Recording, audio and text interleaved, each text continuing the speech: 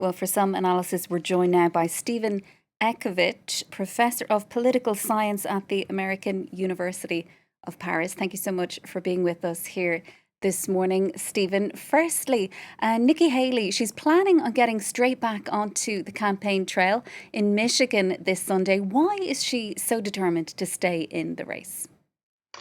There are a lot of theories about this. One is that she's doing the right thing, challenging Donald Trump. The other is she's hoping to stay in the race, perhaps to anticipate some with reason that Donald Trump may withdraw from the race. For example, he may end up, he will certainly be convicted in one of these trials. Would that mean some sort of jail sentence or not? Well, in any way, in general terms, I think she's hoping that in one way or another, Donald Trump is going to hit a wall and will not be able to continue the race. She will continue to attack the former president to try to demonstrate that he's incapable, incompetent, and that a real classic Republican like herself is the best candidate to face Joe Biden. In fact, the polls do show that Nikki Haley will clearly defeat Biden in a face-to-face in a general election. Normally a president, when Donald Trump is running as an incumbent, normally an incumbent president in a primary wins at least 90% of the vote. Here he got 60% and she got 40%.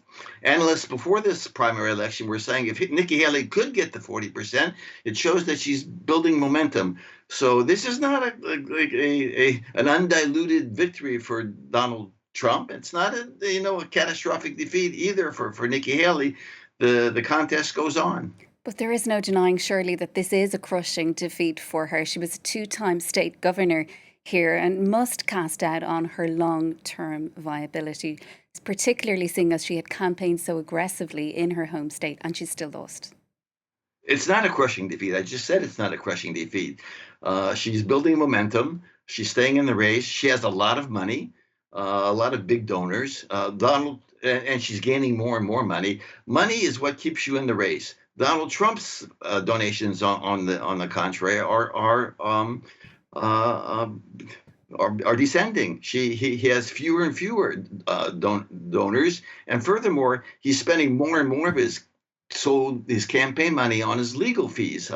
And on the penalties he has to pay for the convictions in some of these lawsuits. So no, it's not a crushing defeat. She's going on, and we're going to see what happens. Now, Nikki Haley, she has warned herself that sticking with Donald Trump and the distractions, if we could call it that, of his 4 criminal indictments, that's a pathway to defeat, she argues, in the race for the White House. And yet his political appeal endures. How to explain that, Professor? I just told you that's not the case. Donald Trump, look, in a matchup against Joe Biden, the Democrats would prefer to run against Donald Trump. Joe Biden stands a better chance of continuing as president if he runs against Donald Trump.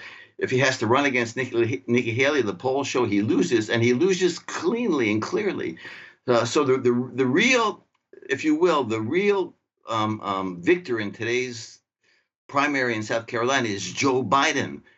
Because Nikki Haley will continue the race. She has the money to continue. She will continue to attack Donald Trump, and that's good for the Democrats, and that's good for Joe Biden. She'll continue to attack. It's not clear she will get the nomination, but once again, that's also positive for Biden because the Biden campaign prefers to run against Donald Trump. And how do you explain, though, the appeal of Donald Trump? That was really what I was trying to ask you there. Despite the litany of criminal charges he's facing, he's still very appealing to Republican voters. How do you explain that? Well, there are 2 reasons. One is ideological, that has to do with a certain kind of charisma that he has.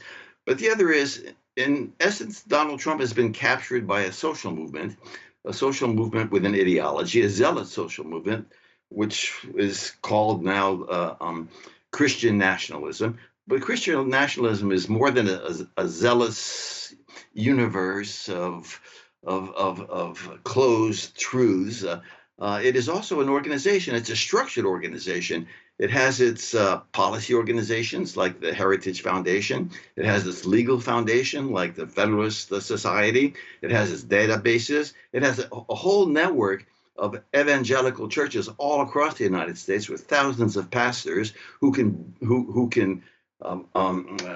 provide who can give the propaganda of Donald Trump, and who can mobilize the votes and get them out to vote. They tried to do fundraising. Donald Trump is having problems here with fundraising. Nevertheless, they have an important fundraising machine. They can mobilize voters. They can bring them to the polls. So it's not only ideology. It's not only charisma. It's also that this part of the Republican Party is putting together an organization that plans to put one of theirs, and for the moment it's Donald Trump, into the White House so that they can reshape American government.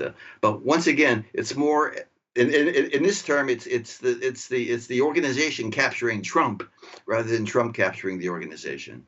Professor, thank you so much for your time on the program. That is Steven Ekovich Okay. from the American University of Paris joining us live.